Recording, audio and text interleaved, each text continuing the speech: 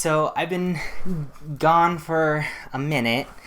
I've really decided that in quarantine I didn't have much to say, so I didn't want to record things that I don't like or that I didn't feel like were important.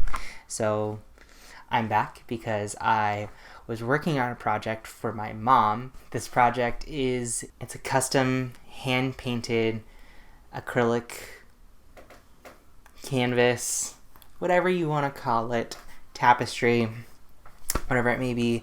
With this, I created all of the wall hangings myself, including staining the wood, cutting the wood, adding the rope.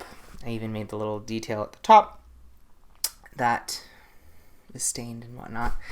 And I thought about it, and I thought, hey, I used a lot of the tools that I use a lot of the time for this project, and I thought, hey, these might be some good little tips for people that might be just starting out making stuff and are being creative, being creators, makers, and I thought it would be really cool to show the tools that I use all the time and I think can get a lot of different projects accomplished. The first set of tools that I think are really important are clamps. And clamps come in all different sizes. I particularly use these small ones from Harbor Freight. They're really inexpensive. You buy them individually so you can get as many or as few as you would like. And you can always pick up more if you need more, and you can, I use them for literally everything. I use them to hold down tarps onto tables when I'm painting stuff. I use them to hold pieces of wood together when I'm trying to wood glue things. I use them to hold pieces of wood together if I'm trying to cut things at a very precise if I'm trying to cut two pieces of wood exactly the same. I use the clamps across the pieces of wood to hold them together so that I can make sure that I get that precision in length. They're just really, they're ones that I use all the time.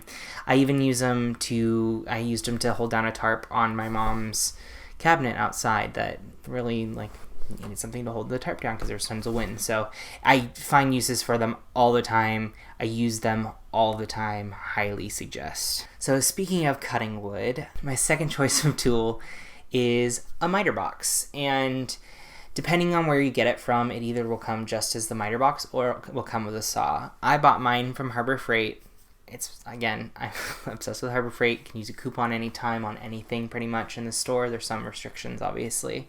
But these miter boxes are great. You can cut at a 45-degree angle. You can cut straight across. It keeps you from making a wonky line. And I primarily work with pine when I do DIYs and all these different things. So it's really easy to cut through pine with the saw that it comes with. So I use it, and it's great. I always have really precise cuts, and I've done projects like these little clipboard menu sign things that have little stands in the back that I got from the Dollar Tree. I used it for the project I was talking at the beginning of the video. I use it all the time, and it comes in really handy. You can use your clamps that I just mentioned to hold it down to a workbench or a table, whatever you may have to cut your wood on, and it works great.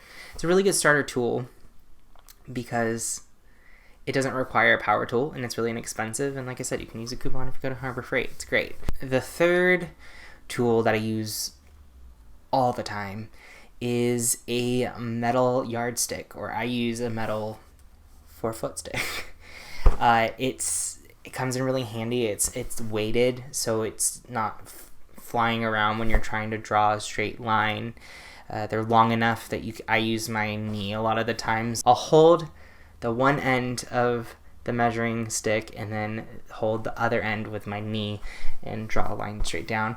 It also is really good if you're using a rotary cutter. I think they're a really underutilized tool for rotary cutters because that metal edge really keeps the rotary cutter in line, and it's not going to get ruined from your rotary cutter like a plastic one would, or a wood one, which is great. I particularly like this 48-inch one because it's a little bit longer than 3 feet, and most of the things that I'm doing are longer than that. I use it for measuring things on the wall with a level, It's just a great straight edge that really, like I said, is weighted. It's kind of like in printmaking, there's these things called tear bars that are used to put on the piece of paper and hold as a straight edge to tear. And I've used this ruler actually as a tear bar. It's not obviously as great as a tear bar because a tear bar has like a little straight edge, but it can be used for things like that, and I really appreciate it for it. Oh, I forgot to mention, I use the the metal stick a lot of times for creating patterns when I'm sewing. I'm making a garment for myself. I have parts of my body that are longer than just a regular ruler, so I like using this big metal one because it holds the paper down nice and tight, so you're not going to mess up any of your measurements when you're trying to trace your pattern. Next is something that is an investment. It's something that everyone should have, that I think that is trying to start making things and DIYing, and that's a really good drill. A nice drill is going to last you a really long time.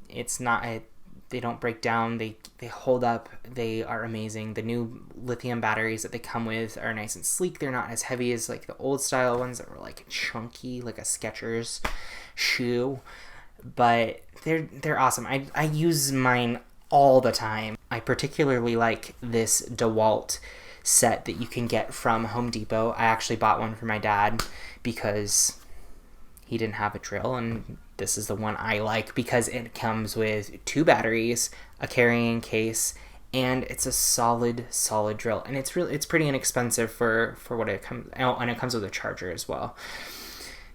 It's great. This one's kind of a 4.5, but I particularly really like this Ryobi drill bit set because it comes with pretty much anything you're gonna need. It has some really big gauged drill bits that can cut through wood, that are the flat heads that go like this to bore out wood, and they also have regular wood drills, and they have the drill bits. It also has metal drill bits, and it comes with all of the different screw head and bolt head bits that you might need.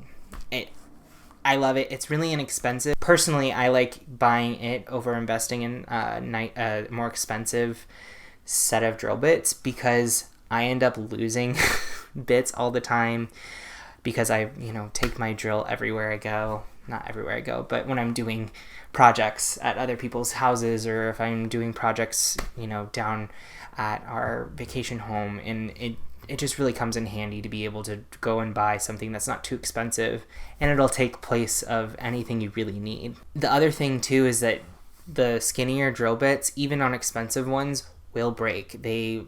It just happens sometimes. It's kind of inevitable. They're so thin that they're kind of delicate, and even if it's not while you're drilling, it can happen just by the drill falling over.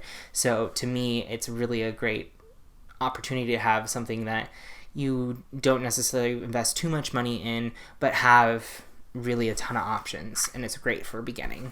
So before I get to the last one, I really wanted to leave an honorable mention here, and that is a pair of tin snips. This one sounds really random and really crazy, but tin snips actually come in handy a lot.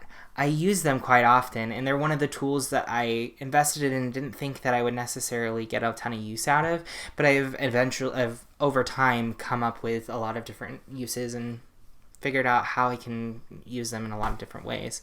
I bought them originally to cut some sheet metal for an art project in college, and then I ended up using them again for refinishing some cabinet doors. I took the screen mesh that was in them before and replaced them with some decorative metal mesh from Home Depot. Obviously, they were great for that because they're meant for cutting tin, but I use them all the time as wire cutters.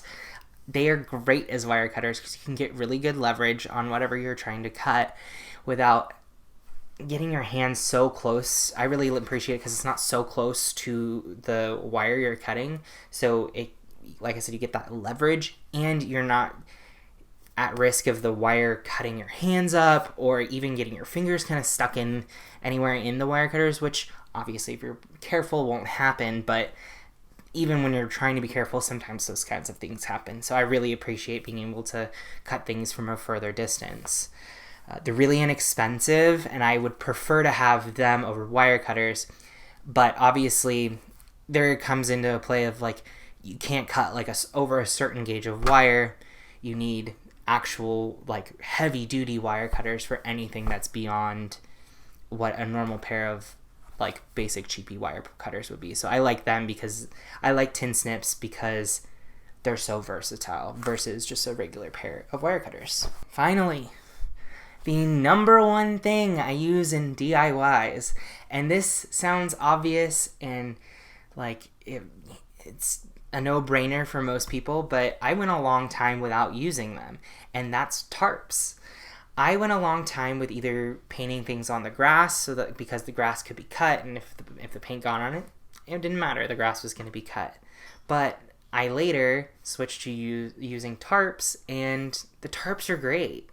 They keep everything out. They keep things weather protected because they're sealed, and like I said, no brainer.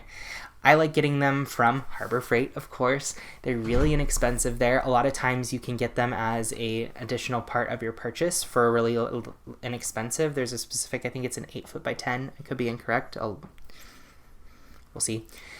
And they're great. I can't say that enough. I use them for painting. I use them for staining wood. I use them as a drop cloth for even protecting wood or protecting different surfaces from the ground. And it's great for that. They're also great for covering outdoor furniture. They're great for protecting really anything you need. And I don't know, I just get so much use out of them, and I have at least 8 or 9 of them hanging out in my garage now, and I use them all the time. And I have quite a few different sizes too, and I highly suggest getting a few different sizes. Obviously, if you're first starting out, I would start with just getting one. That's all you need, really. But if you're getting further into DIYing, I would suggest getting multiple sizes because you never know what you're going to be making.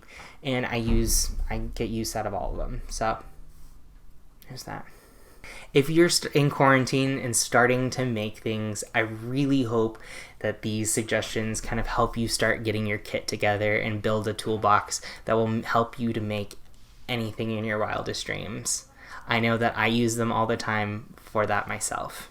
Anyway, guys, I love talking to you. It's nice seeing you. Bye.